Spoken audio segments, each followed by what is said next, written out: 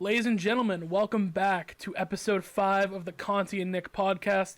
I'm Will Nicholson, and always I have with me Gino Conti. And in today's episode, we're going to be talking a little bit about the Aaron Rodgers drama that's come up recently. And we're also going to be talking a little bit about the NBA play-in tournament and, whether it's good for the league long term. So, yeah, I hope you guys enjoy. Hey, so real quick before we start, I want to shout out a couple of Weymouth kids from the Weymouth High football team. I want to shout out Tommy Tanner, and I want to shout out Sebastian Lecrate. Yesterday at the banquet, they won the Sergeant Michael Chesna Spirit Award. I couldn't think of two more deserving kids. So real quick, Sergeant Michael Chesna was a Weymouth officer. July 15th, 2018, was killed on the line of duty. And Weymouth and the Weymouth football team especially has been honoring him throughout the years of this new coaching regime that came that year. So the spirit of Michael Chesna is something that's very serious to us, something that we take very seriously. It's in our hearts, it's in our prayers and everything forever. That's stronger than any sort of symbolism that these people try to take away from us, and it's something that you will never take away from us, Weymouth people. All right, so we're going to start off with some Aaron Rodgers stuff. Recently, if you've seen the reports from ESPN, it's become very, very clear that Aaron Rodgers wants out of Green Bay. He said it to apparently his agent. He texted other teammates about it. Yep. And just a bunch of reports have come out in general about him wanting out of Green Bay, despite Green Bay actually coming out and saying that they don't want to trade him. And there's been a little conflict between organization and player, which we have seen before in sports, not just in the NFL in general. But yeah, I guess my question is, who is more at fault here? Why this drama started? Is it more of Aaron Rodgers' fault for this getting out to the media, and does he actually have a case to want out, or is this more of the organization not giving Aaron the pieces that he's wanted or needed? It's all Aaron Rodgers' fault. You think so? It's completely and utterly Aaron Rodgers' fault. And you know what? This is something that I have just come to the realization about over the last month or so. But as I look at it, it becomes more and more apparent. I want you to tell me right now, Will, first of all, besides the Tampa Bay Buccaneers and the Kansas City Chiefs, what team is more well-constructed, well-rounded, a good powerhouse team than the Green Bay Packers? Can you name the maybe Buffalo one Bills? Or two? Okay, maybe the Bills. Buffalo Bills, but I'd say they're just as much. Okay. You could look at the Cleveland Browns. They're really well-rounded as well. And the Very Indianapolis well-rounded Colts. too. And they're very well-rounded. But I wouldn't completely call them, better, built than the Green Bay Packers. Do you know what I'm saying? Aaron Rodgers has one of the best wide receivers in the league, okay, in Devontae Adams. Marquez Valdez-Scantling is a good number 2 receiver with an elite quarterback. When he has an elite quarterback, it can make him better than he is. I said this last week. Robert Tonyan was playing at a Pro Bowl level last season, and he has Matt LaFleur, who had this offensive scheme that made it so easy for Aaron Rodgers to connect with Robert Tonyan. I mean, I don't know if you see some of the plays broken down, but Robert Tonyan has a scheme where it just is so easy for him. He's wide open in the middle of the seam. Do you know what I'm trying to say? And the running game is good. I'm talking last year now because Corey Linsley went to the Chargers. David Bakhtiari, before he tore his ACL, was one of the best left tackles in the league. So you had a good offensive line there, a very good running game with a running trio of Jamal Williams, Aaron Jones, and A.J. Dillon. Okay, and a good defense. The only thing that was missing was a good solid number 2 corner to pair next to Jair Alexander, because Kevin King was not it. I mean, it was so apparent. You saw it in the playoffs last year against Tampa. That man was getting cooked, absolutely cooked. Okay, and guess what? They addressed the need. Whether or not Eric Stokes is going to be that number 2, it remains to be seen. He's a rookie. He hasn't gotten on the field yet in the NFL. But they did what they had to do to address the need. Aaron Rodgers has such a well-constructed offense, and yes, I'll give it to you, they could use another solid wide receiver, a third, maybe an Emmanuel Sanders. That would be useful. Okay, I'll give that to you. But tell me, what is a glaring need of this team now? So here's the thing, right? First of all, I have to disagree with you here because here's here's the thing, right? Aaron Rodgers is going for Super Bowls, and I think that's obvious, right? Yep. And the NFL is such a competitive league where you see teams like the Buccaneers and the Chiefs that have all these weapons. Aaron Rodgers is on a good team, don't get me wrong, but he's not on a great team. I think And he is. when I disagree, because I think when you're going for a Super Bowl, they're a good team, don't get me wrong, but when you're going for Super Bowls, you need to be great. And you got to think Aaron Rodgers isn't getting any older, and he's sitting back and he wants to get this great team together and make one last push at a Super Bowl or last, 2 or 3.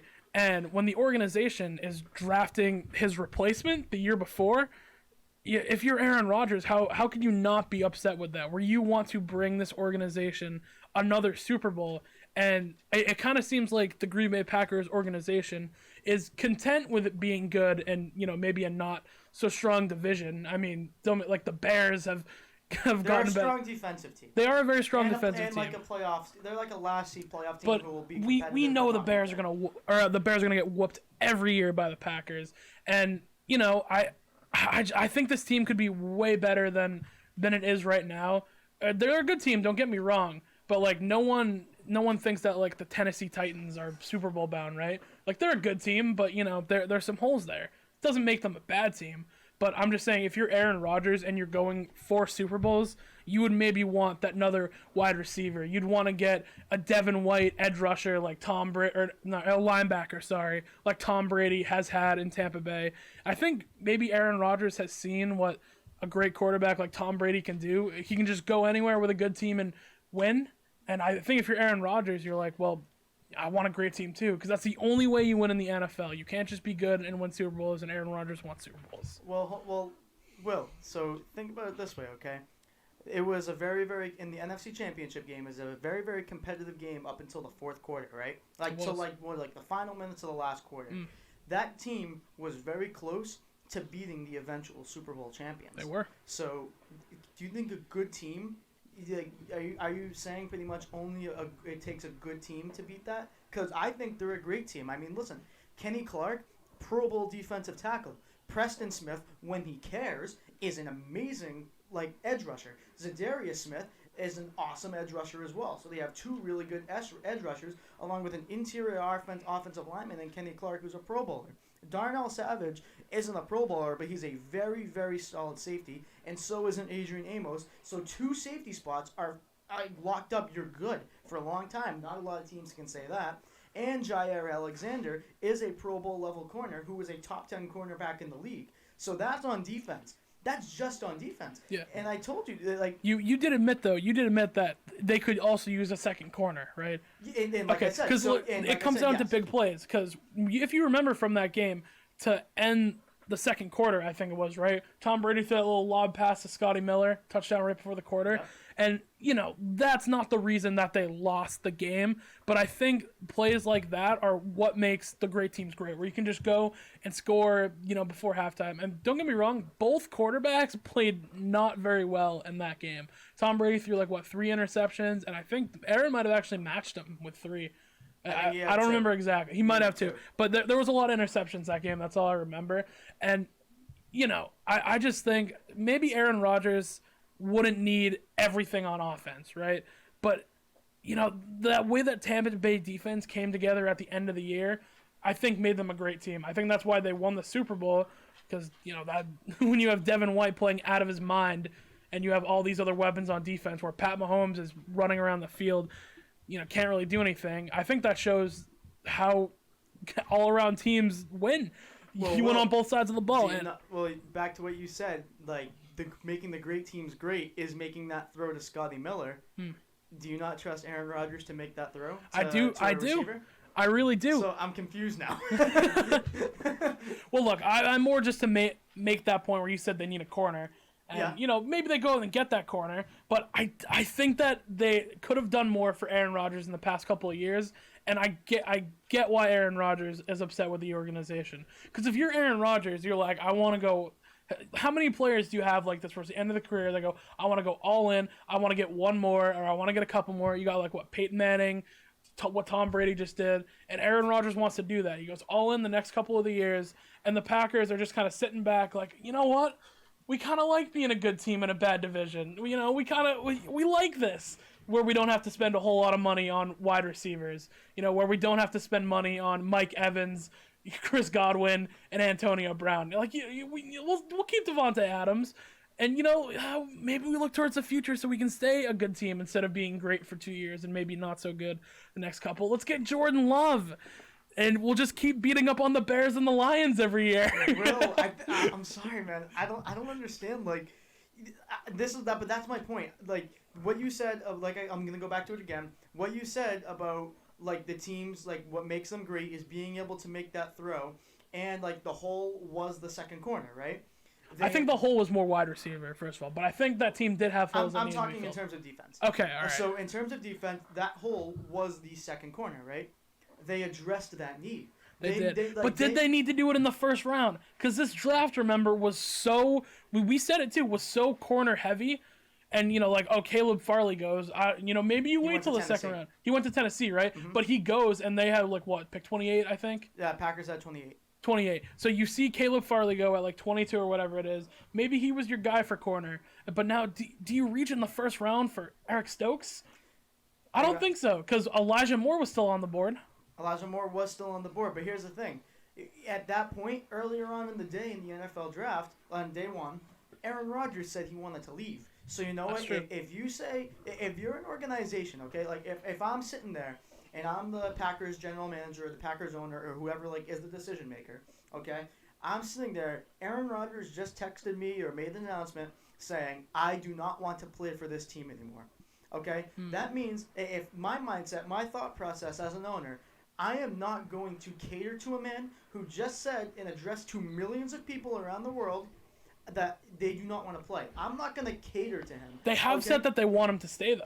Yeah, of course, but they have to. And then they go do something like that. Yeah, but they have to. That is fair, actually. That's a public statement. Yeah, it's a public statement. They have to say that, okay? I think that, dude, if you have a guy, I don't care how good you are, I don't care if you're Michael Jordan, okay? If you have a guy who says, I do not want to be here any longer, you cannot, just hope and pray that he's just going to, suddenly change his mind and then decide to stay. Because that's not, smart, that's not how smart business people, that's not how smart franchises run. If they really were that concerned, yes, I suppose they would have done it and they would have, traded up, or they would have taken Elijah Moore, Terrence Marshall, whoever was on the board at that time. But you addressed a need. You addressed another need. And like I said, yes, they could use, that third, maybe slot guy, but it's not something that this team, was sorely lacking. Aaron Rodgers was an MVP with the weapons that, he had. He had the running game. He had the offensive line. That's a whole nother element of the offense that does not involve Aaron Rodgers. That makes defenses respect it. So that makes, the job of Aaron Rodgers so much easier. And that's why I'm dude, you have nothing really, to complain about. If the worst part of your day is... Nothing? Dude, he doesn't. Nothing. A quarterback in the first round over a wide receiver? Hey, do you think that Aaron Rodgers minded when he was taken to replace Brett Favre? So that's fair, but I think Brett Favre was significantly on a more decline. Aaron Rodgers won the MVP the year that they drafted, or the year after they drafted Jordan Love. But you gotta... Oh, sorry, go ahead. I was just going to say that... Actually, you know what? I forgot what I was going to say. There you go. Okay, no, but what I was going to say is you got to remember, the first year when Matt LaFleur got there, Aaron Rodgers, he had a very good year, but in terms of Aaron Rodgers type of seasons, that really wasn't his caliber. So they kind of, correctly identified, what they saw to be a decline, and they were wrong, okay? And there's no shame in being wrong, because you had a guy who was 36 years old, he didn't play to his standard from what we've seen in the past, and they took the guy for the future. That is a smart business move. It is. See, here's the thing. I can't get past Jordan Love.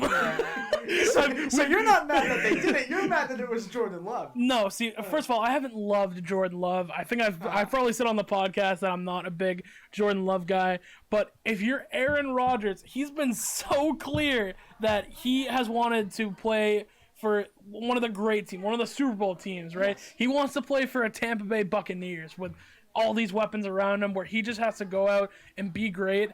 And don't get me wrong, if you're the Green Bay Packers, you have one of the greatest quarterbacks ever. You have Aaron Rodgers. And you go in the first round, and first of all, previously, before the Aaron Rodgers pick, I think their last 9 or something first round draft pick was defense, not an offensive tackle, not a wide receiver, not a running back. It was all defense. And then the first time that they go offense, and you're Aaron Rodgers watching, the first time they go offense, they take Jordan Love. They take Jordan Love to replace Jordan Love from Utah State. Hold on, I need to know. I've never asked. What is your beef with Jordan He Love? had a bad senior season. I still stand by the fact that he did not have a good senior season.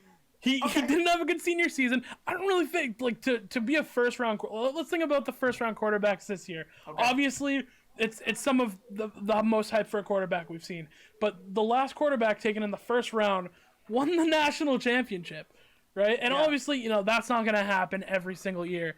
But the last quarterback taken in the first round is Jordan Love, who went to Utah State and had a really bad senior season. And you're going to take him in the first round to replace Aaron Rodgers over a weapon that could maybe, elevate that offense to the next level. If I'm Aaron Rodgers and I'm seeing that, I'm like, what's going on? Well, what are we doing? Well, listen, you got to figure what the Green Bay Packers were thinking when they drafted Jordan Love. They go, listen, we have this running game. They added A.J. Dillon to it that same year. Okay, so regardless of if you paid Aaron Jones or not, which they shouldn't have, but the fact that they did means that you'll have a dual back threat because Jamal Williams left. You'll have A.J. Dillon and Aaron Jones for the foreseeable future, and that makes Jordan Love comfortable because those are two good backs, and that is something for him to fall back on. And like I said, the schemes of Matt LaFleur, like I was talking about Robert Tonyan, it makes it so some people, especially like Tonyan, are wide open going down the seams. So, I mean, if you have an offensive scheme that makes it so the throws are as easy as can be, and, so you're just nice and relaxed, you just read your progressions, and then just toss it up to the open guy, that's perfect, especially with a guy who has so much upside.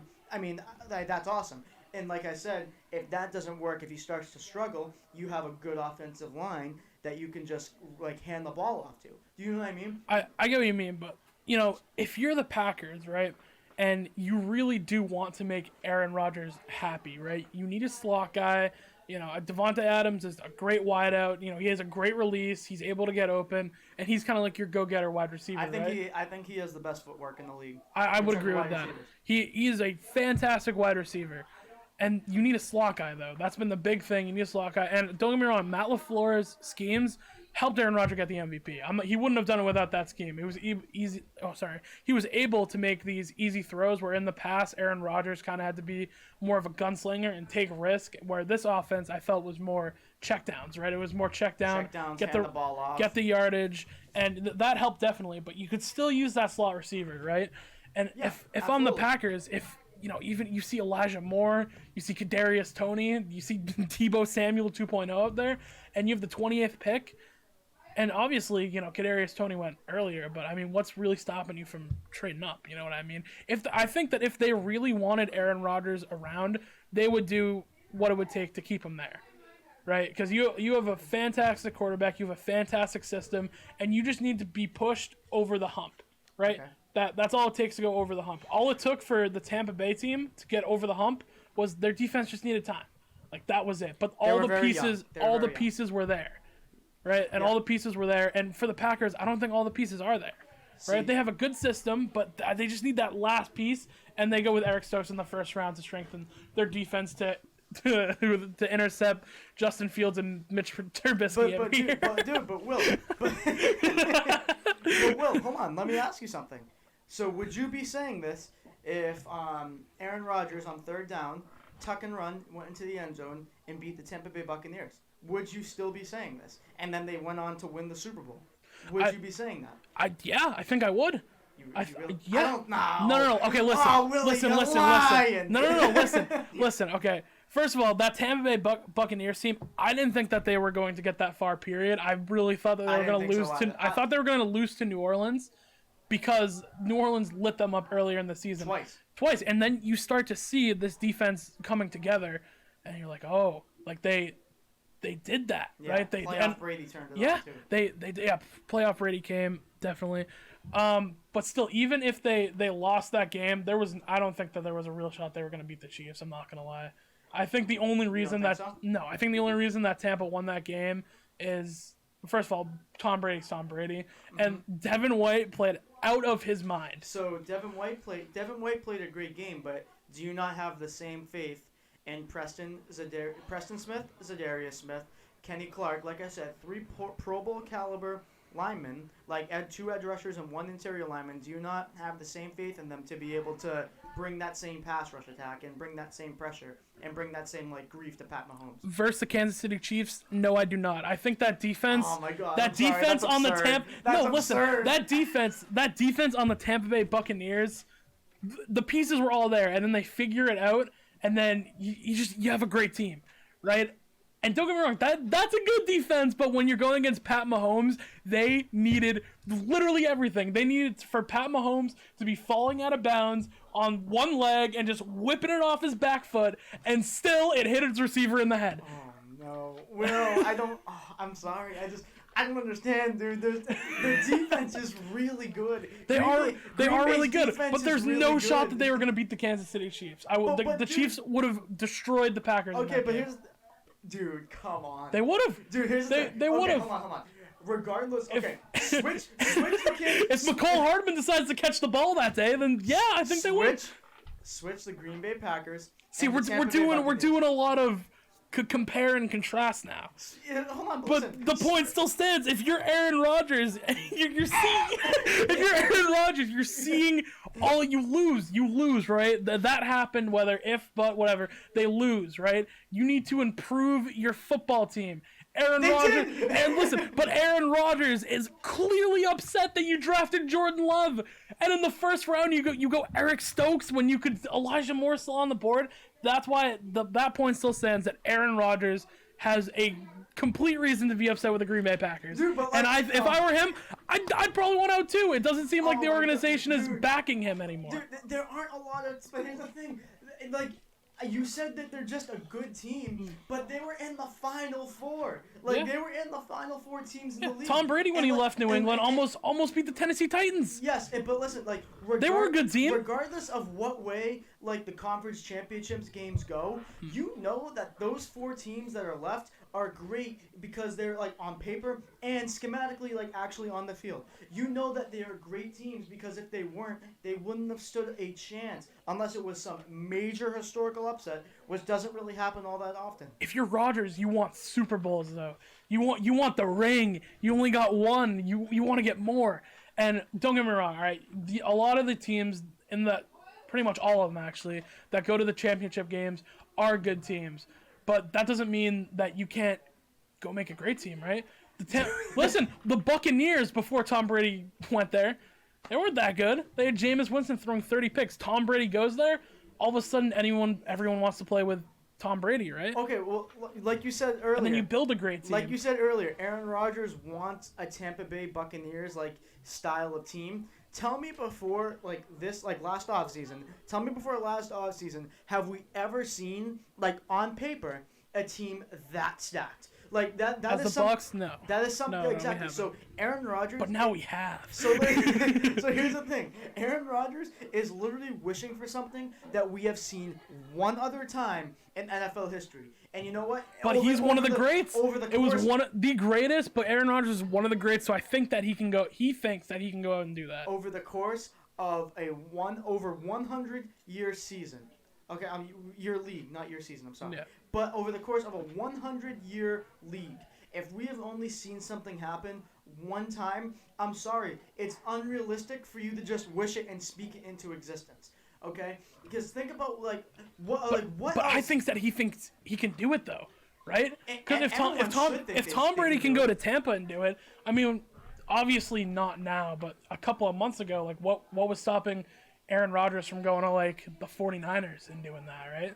What was stopping Aaron Rodgers from going to what were the other ones they were saying? Chicago was aiming for him or something? Chicago, which is absurd because the trade with the Bears and the Packers. Yeah, see, that was never going to happen. That wouldn't have happened. that obviously wouldn't have happened. But there were teams out there And there are still teams out there, I think, that will go all in on Aaron Rodgers to try and get him a Super Bowl, and will have his back 100%, like the Bucs did with Tom Brady. Bruce Arians even said, he's like, I didn't even have to coach sometimes. Tom would just go out and do it. I think Aaron's one of the guys who can go do that too, where he can just go out and be great. He'll have the full backing of the organization, which clearly the Green Bay Packers are not giving him the full backing right now.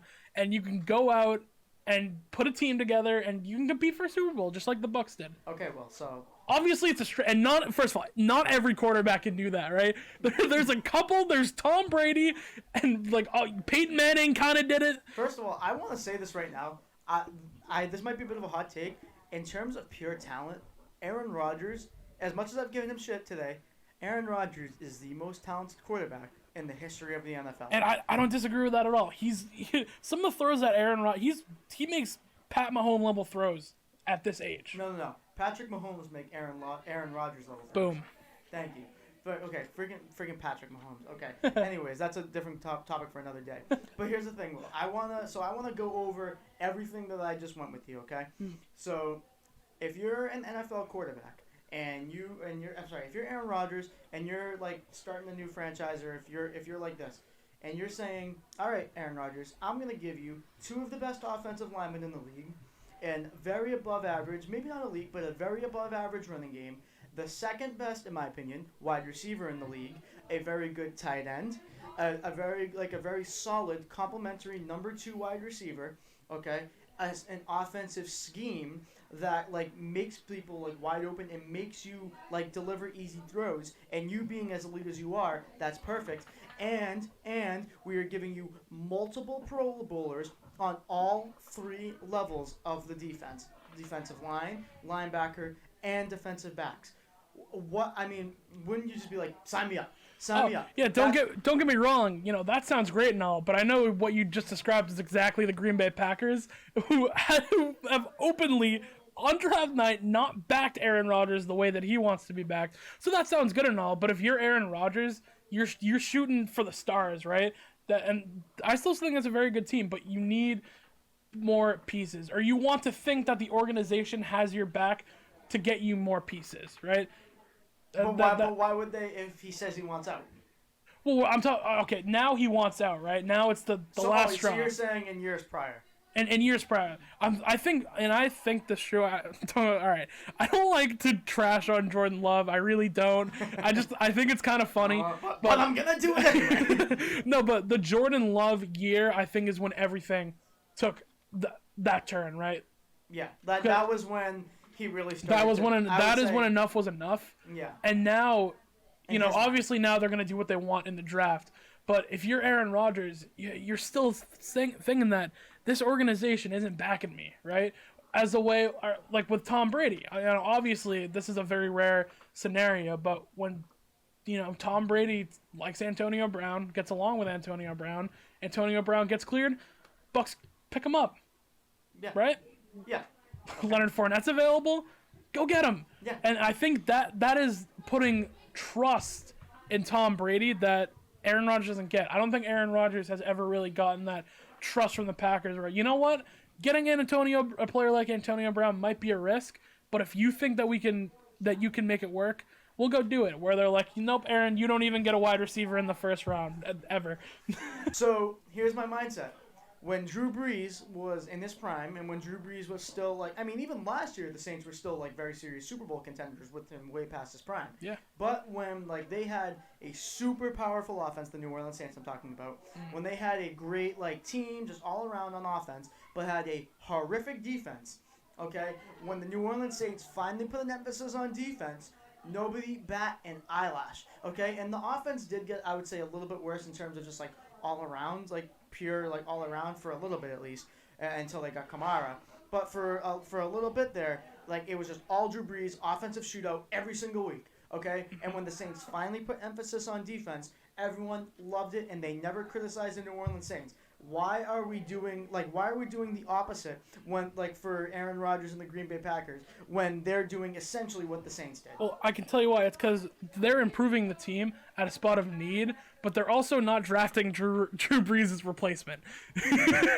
They're also not going out and getting Drew Brees. Like, all right, they're filling a need on defense, right? And you could say, okay, the Packers are filling, a need, but I think that's more of a second, third round need on defense. But that New Orleans Saints, when they drafted defense, they didn't draft. Even if they were to go offense, they weren't drafting Drew Brees' replacement, right? And I think that's what the difference is. And I think I hate hating on Jordan Love, I promise. But the Jordan Love draft pick changed everything. I really think it changed everything, and I think it's the main reason why Aaron Rodgers wants out. Well, like I said before, I think Aaron Rodgers just needs to realize that this is a business, and that when this happened with him and Brett Favre, nobody, like Aaron Rodgers wasn't complaining then. He shouldn't be complaining now. He knows it's a business. He's on the back nine, regardless of if he just won an MVP. Sorry, Aaron Rodgers. Suck it up, buddy. So here we go. So we're going to transition to some NBA talk. And one thing that has really been on my mind, this is something that I wanted to talk about, and Will agreed, is the NBA play-in tournament for the playoffs good for the league long term? And you know something? I really don't think it is at all. Because if you look at it, it's the 7 seed to the 10 seed. They have to compete in a play-in tournament. Or 7 and 9. Is it 7 and 10 or 7 and 9? I think it's 7 and 10. It's 7 and 10, yeah. Yeah, so it's the 7 and 10, and they have to. If you're in those spots, you compete in a play-in tournament, and whoever wins makes the playoffs. Okay, honestly, I don't like it. I don't think it's good for the league, because if you think about it, if you're somebody who pretty much due to your own personal talent on the roster and the personnel, if you know that you're already gonna make it, I honestly think that it encourages lazy play almost. Do you know what I'm trying to say? I'm not saying the Lakers have been lazy because they've had AD and LeBron injured, but if you're having a team like Portland, let's say, it is a 7 to 10 seed. Sorry, okay, I just wanted to look it up. No, you're good. I was wondering, so thank you. Yeah. So, say if you're a team like Portland, okay, and just because of your sheer talent alone, you're gonna make the playoffs. All right, whatever. You decide to take maybe a couple days off. You decide to kind of play lackadaisical, lazy defense.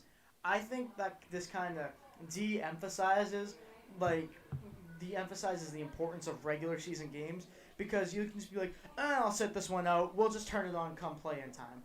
Do you know what I mean? And you know what? I think that's not good for the league, because people and fans who pay their hard-earned money to show up for games, fathers who bring their sons to their first ever Celtics game or basketball game, and they're so excited just to see Damian Lillard. I'm not saying Damian Lillard's lazy. I'm just using it as an example. Okay? Yeah. Damian Lillard just let Steph Curry shoot. You know what I mean? Doesn't try to play up, put his hand up, and even contest the shot. Just let Steph shoot. I think that's not good for the league. I think it's bad for the product, and it's a really big way to piss off the fans. And also, what kind of are we rewarding people who suck now? Teams who suck now? You know what I mean? If you're the 10th seed, see you later. You know what I mean? Go improve in the offseason. Don't think just because you're not in the playoffs now, by some miracle. Don't wish for miracles. I mean, to me, that's it takes out the no man's land of basketball, right? Yeah, exactly. Where you're not good enough to get in the playoffs, but you're also not bad enough to take a top draft pick. That's what I'm saying, and it's kind of just this. I love the San Antonio Spurs, so I won't bash on them. But let's just say the Sacramento Kings. I'll just throw that out there as another example. Sacramento Kings are the 10th seed. I think the 10th seed. Okay, it is the Spurs, but yeah, we can say the Kings.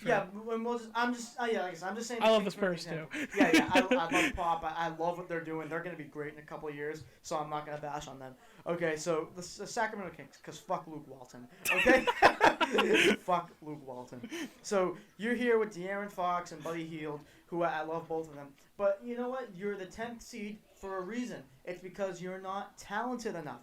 And if you just by some miracle get hot and beat someone on an off day, a team who is actually deserving to be in the playoffs, a team who earned that 7th seed, you could be a scrappy team who isn't that good, but you worked your ass off for that 8th seed, for that 7th seed. Okay, you fully deserve, due to your grit and your grind, to be in the playoffs.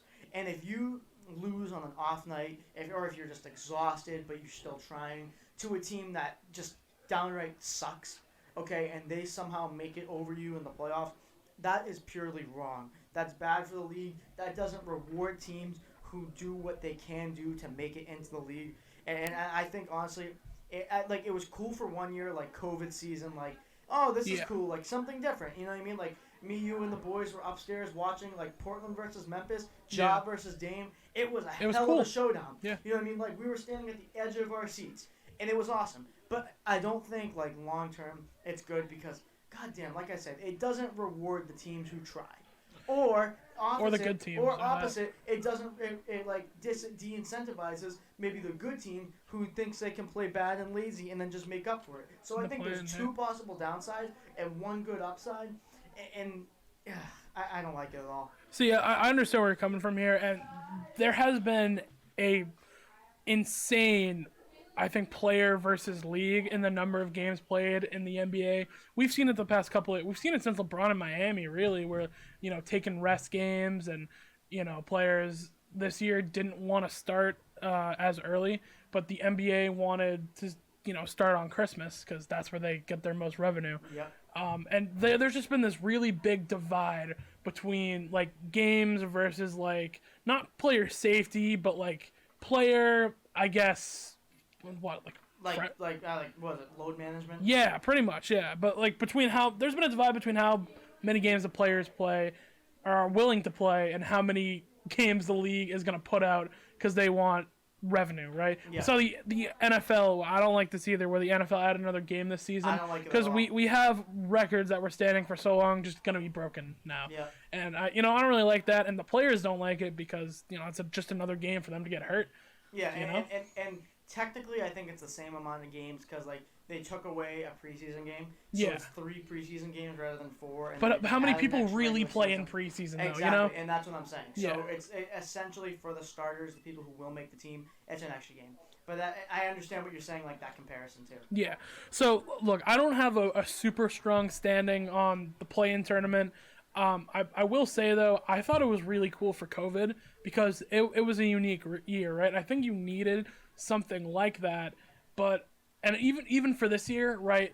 I don't really mind it this year. This was a weird year. We see a lot of teams like not being all the way there.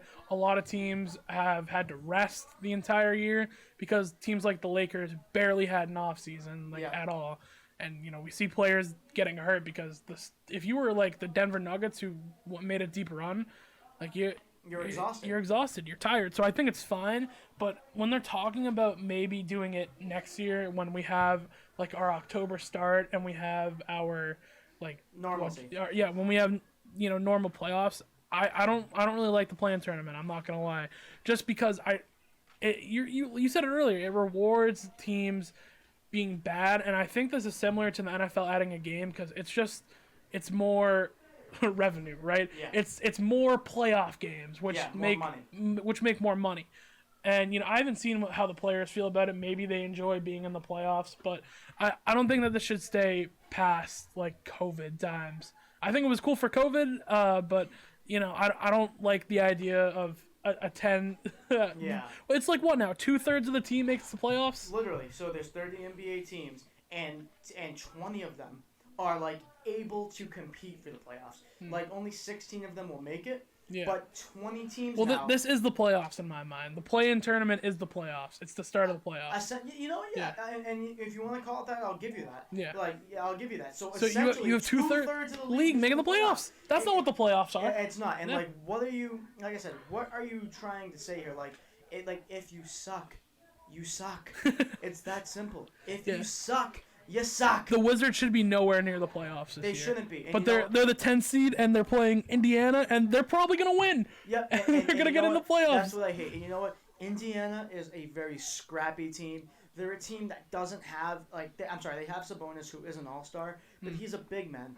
Teams, no longer run through big men anymore. Unlike the very rare exception with Jokic and Embiid, who are MVP candidates. But, that's it. When's the last time you've seen that? Okay? It's very rare that teams run through big men. Indiana is a very scrappy team. They play hard every single night. They do whatever they got to do to win. Okay? And that's a team that deserves to make the playoffs because they don't have a lot. Okay? And the Wizards, I love Bradley Beal. I love Rui Hachimura. I like Russell Westbrook. And I like Devi Avdia. like the Yeah. first round pick. Yeah. But they don't. They have no business being in the playoffs. No, and you not know at what? all. If they do beat Indiana, like that sucks. You know what I The mean? That NBA sucks. loves Westbrook's ratings, though. They Yeah, love it. Absolutely, and that sucks. It's sad they're gonna lose that game. And did you see? And do you have this theory? Because I kind of believe it that like the NBA tried like to do it last year, like not only to spice it up, but just for the pure fact that they could have had a first round LeBron versus Zion matchup. See, I don't think that, maybe it's that specific, but I do think that you see, these teams with young players taking on the 1 seed, that's entertaining. And I think that might have had something to do with it. But I don't like this hanging around because you're going to have the Wizards play the Indiana Pacers, and the Wizards are going to win because Westbrook's going to take 32 shots a game and make 10 of them, and then Bradley Beal's going to drop 50. And it's just going to be sad, right? Yeah. Because if you're the Indiana Pacers, you're like, oh, well, any other year we'd be going to the playoffs, but here we are. And you can argue that it makes it more competitive, I guess, in the playoffs, but I really hate the idea of 2/3 of the league making a team, because it kind of almost makes me feel like the whole everyone deserves a medal thing. Yes. You know what? It makes the playoffs feel Participation less trophy. special. Yes. Like, oh, for the 10 seed, we still make the playoffs. Like, That's what I'm saying. instead of competing every night for the 8 seed. That's So what I'm trying to I don't say. really like having it around. That 8 seed, like, and it's so crazy because that 8 seed, like, regardless of like anything, like it's no preconceived notions about it, even though they're true. That 8 seed is such a coveted thing that is fought for, and that like people just love. And you know what? It's so entertaining. And they never beat the 1 seed, and that's crazy to think that people that this precious thing that people care about so much really never succeeds. And you know what? That's something that's special about the NBA. And if it continues like the play-in tournaments, that's taken away. Have you seen what they released all the seeds, by the way? It's all now official. Have you seen them yet? I don't know when they dropped it. The The Western official, and Eastern? yes. Oh, is it gonna be like set in stone? Or It's set in stone right now. Okay, let's see. I think so, at least. It's on the NBA app. So, Okay. and this is really interesting. So for the play-in tournament, you have Memphis versus the Spurs. I think Memphis makes it out of there pretty good. I think San Antonio would. Oh, really? Yeah, San Antonio. I think just with Ja, and they're gonna have Jaren Jackson Well, back. think about it. When you have like a 5-time champion like Greg Pop, who's been in that moment. That's a good point. Who's been in like. See, these I don't say the high-leverage Spurs moments. because the Spurs have to win 2 games, right? Yeah. They have to win 2 in a row, but which is doable. I don't know. I have zero like problem. I don't think Greg Popovich has any problem winning 2 games. So, and then you have, we talked about it, you have on the Eastern side, you have Indiana and Washington. I so hope Indiana would win. I do Indiana. too. I love Brad Beal too, which is, but I'm going to take all the high seeds in this because they deserve to make it. Okay. But, okay, so on the other side of the East, or like lower in the bracket, you have the Celtics playing in the playing tournament versus the Charlotte Hornets, which, don't get me wrong, that's going to be a good game. But, I mean, like, one of those teams is out, right? Yep. Oh, wait, hold Gordon on. Hayward is out for Charlotte. Oh, hold on. This is different, actually. I'm sorry. I'm just now looking at this. I'll let you look at the bracket, too. It doesn't even look like a one and done. So, the loser of the loser of Indiana and Washington plays the loser of the Celtics and the Hornets. And they played the winner of that game plays the 1 seed, where the winner of the first 2 games plays the 2 seed. See, like that's like. I'm sorry, that was a little weird, but I just looked at that. Listen, for the. Oh my God, that's just complicated. Like, Yeah. why are we making this? The fact that I had to look at that bracket for a minute That's the thing, like, to understand that's that. the thing, like you and I will like we're very big like sports fans and we're very knowledgeable. I'm like not to toot our own horns about basketball and football. We had to you had to double check that, and to me it was confusing at first thought. Yeah. Okay, like. Yeah. For Also, the people- last one too is the Warriors and the Lakers, which is weird. Clearly The Lakers are the 7th Yeah, seed, clearly Lakers. and then the Warriors are gonna beat what? See, it's like weird. And you know what? Because you say it's confusing, I'll let you take a look at this real quick. Yeah, I'll take a look at it. But it's handed Gino my phone to take a look at the bracket. yeah, and it's confused. just Hand it right back. Hand it right Because back. I had to take a look for a second. I was like, "What is this empty space that's That's just exactly. there?" Yeah. So that pisses me off. Like it adds confusion. It adds whatever. Like screw with your money. You're the NBA. You're getting all this revenue anyways. You're gonna get it back when all the fans come back. Yeah. Enough with the BS. Enough with the bullshit. Just go back to your normal format. No one was complaining about it. All right, so that was kind of a short basketball debate, but I'm pretty content about it. We covered pretty much everything we had to cover. And the football one, I think that Aaron Rodgers debate was awesome too. Yeah. So it's hard to believe that we've gone through 5 episodes of this, isn't it? Yeah, it's a little weird. It's gone by quick. It's a little weird, but hey, like I think we're getting better and better every time. But hey, real quick, thank you to everyone who's listening on whatever streaming service it may be, whether it be Spotify, YouTube, Anchor, whatever. What's the new thing? Breaker, is it? Yeah, Breaker. We're on Google Podcasts, I guess, now too. Are we? Damn, Yeah. there we go. So thank you guys so much. Like however you're listening to it, whenever you're listening to it, thank you, because we see that a lot of you guys, like when you turn it on, you keep it on, and you know what? We love that too. We Thank love you for that. That means a lot to us. So Will. Yeah, again, thank you guys. Gino just brought it up, but our audience retention the past couple of episodes has been fantastic. People are hanging around, so we love to see that. And yeah, I hope you guys enjoyed this episode. It was a really fun debate.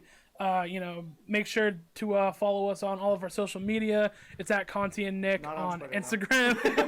And if you like Twitter, I will start, because Gino will start posting on Twitter. Thank you for watching on whatever platform you may be watching or listening to. John Bro. John Bro. Peace out.